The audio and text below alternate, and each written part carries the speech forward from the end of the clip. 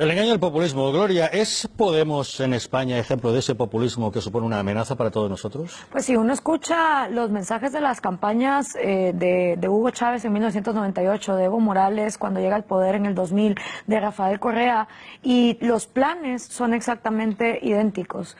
No hay ninguna duda, y aparte pues en el mismo tráiler lo hemos visto cuando Rafael Correa dice: yo tengo mucha afinidad con Pablo Iglesias. Estamos hablando que Ecuador es uno de los países, quizá con la excepción de Nicaragua y obviamente Venezuela, que ya es el desastre absoluto, donde hay menos libertad de expresión, y Pablo Iglesias también a su momento ha pronunciado que los medios de comunicación nunca deberían de ser privados, sino que todos también deberían de ser expropiados. Entonces, definitivamente, si uno presta atención, porque esto nada más se trata de prestar atención, se va a dar cuenta que es una estrategia y una agenda que evidentemente existe conectividad. ¿Cuál es la relación real que existe entre el Podemos de Pablo Iglesias y el régimen chavista de Nicolás Maduro? Bueno, primero el condenar la propiedad privada como una aberración de la sociedad, cuando yo creo que no hay nada más justo y más humano que cada persona sea dueña del sudor de su propia frente y que cada persona pueda pararse en sus propios pies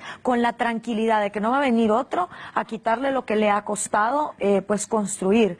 Esa creo que digamos es la primera. El segundo, el dividir la sociedad con odio. ¿Sí? En Venezuela se utiliza la palabra escuálidos versus pueblo, en Ecuador es pelucones versus pueblo, en Argentina es gorilas versus pueblo, en Brasil es cochiñas versus pueblo. O sea, nos damos cuenta que es una estrategia, y al tú dividir una sociedad en dos colectivos imaginarios, que realmente no existe tal cosa, no existe un pueblo y un antipueblo, existimos individuos. Aquí en España han hecho casta versus pueblo. Exactamente, entonces uno se da cuenta que desde el momento en que tú divides una sociedad con odio, existe ese germen y puede empezar a brotar.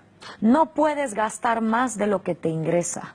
Es que es una ley económica fundamental y la han violado todos los populismos en la región, teniendo unos déficits presupuestarios. Obviamente no llegan ahí por casualidad.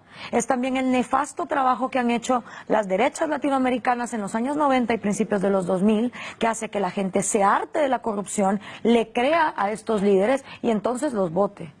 ¿Qué es lo que pasaría en España si Podemos llegase a gobernar?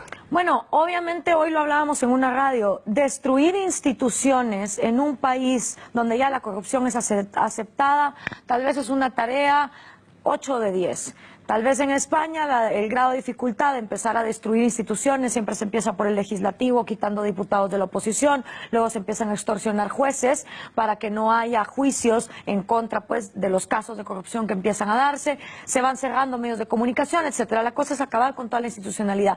Quizá el grado de dificultad en España sea de un 4 de 10, pero solo es cuestión, como digamos, del tiempo que te pudiera tomar y de la cantidad de sobornos que puedas dar en un tiempo delimitado, pero de que se puede y es posible, sí.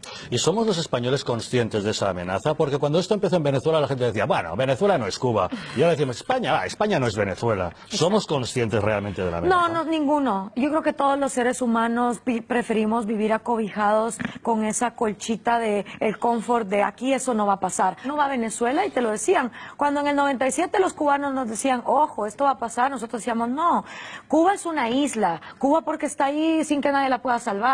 Nosotros somos vecinos de Brasil, de Colombia, aquí eso no va a pasar. Y luego pasa.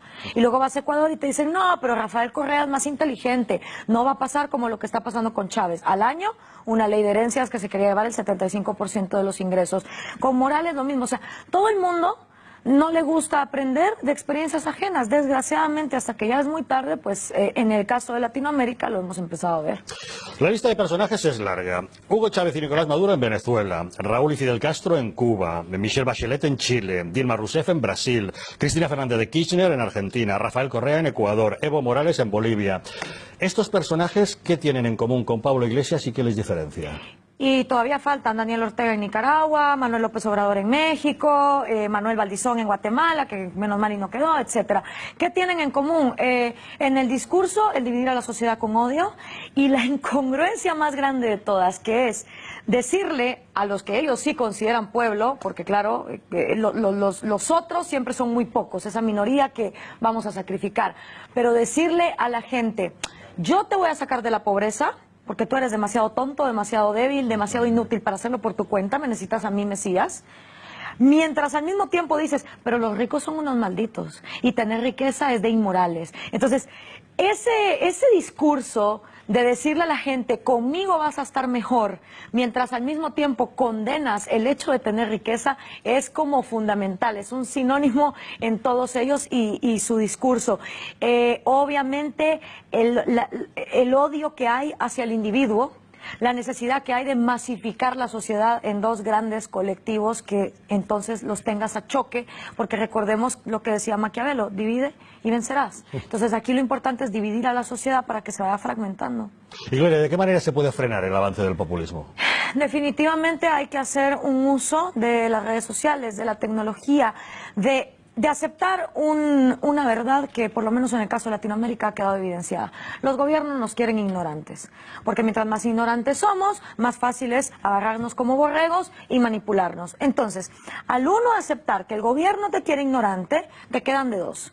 O sigues esperando cruzado de brazos a que ocurra un milagro y finalmente el gobierno te quiere educar, o agarras la educación por tus manos. Y si agarras tu educación por tus manos, agarras la tecnología y empiezas tú a instruirte como ciudadano, pero no solo como ciudadano, como profesional, como lo que tú quieras.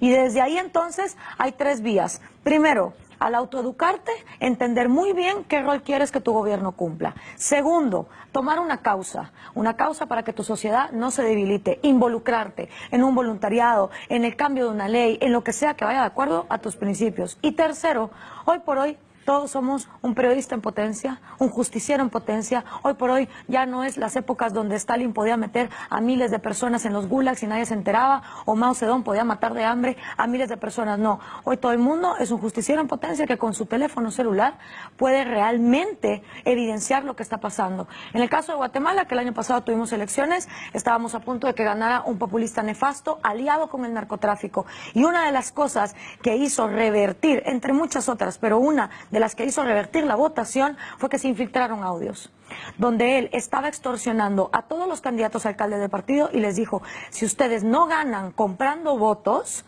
no me llamen al día siguiente porque yo en este partido no quiero perdedores. Entonces, ese es el potencial que tiene una ciudadanía para desenmascarar las intenciones tal y como son. Porque aquí viene la otra cosa. La hija de Hugo Chávez está entre las 5 mujeres latinoamericanas más ricas que hay. La revista Forbes dice que Fidel Castro tiene una de las fortunas más grandes que hay en Latinoamérica.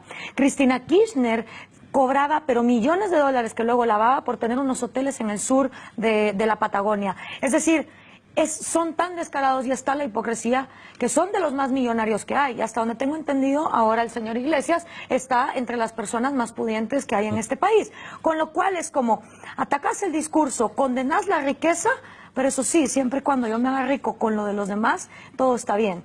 Repito y vuelvo a lo mismo, que también lo he escuchado en España. Voy a votar a Podemos porque el PP y el PSOE han hecho un pésimo trabajo. Nadie lo niega. ¿Sí? El trabajo que también hicieron las derechas latinoamericanas ha sido nefasto y ese hartazgo social de tanta corrupción y tanta exclusión con un sistema económico que no se liberalizó llevó a las grandes masas a estar harta. Nadie lo niega, pero que estos sean nefastos no hace mágicamente a un niñito de primera comunión. Y eso es lo que tenemos que entender, que no hay tal cosa como el voto de castigo. La gente a veces cree que cuando vota es para castigar a los partidos tradicionales, cuando al final el que te estás castigando eres tú, tu bolsillo y las posibilidades de tu familia de salir adelante. Bueno, lo estamos viendo en Venezuela, la más castigada es la población. Absolutamente.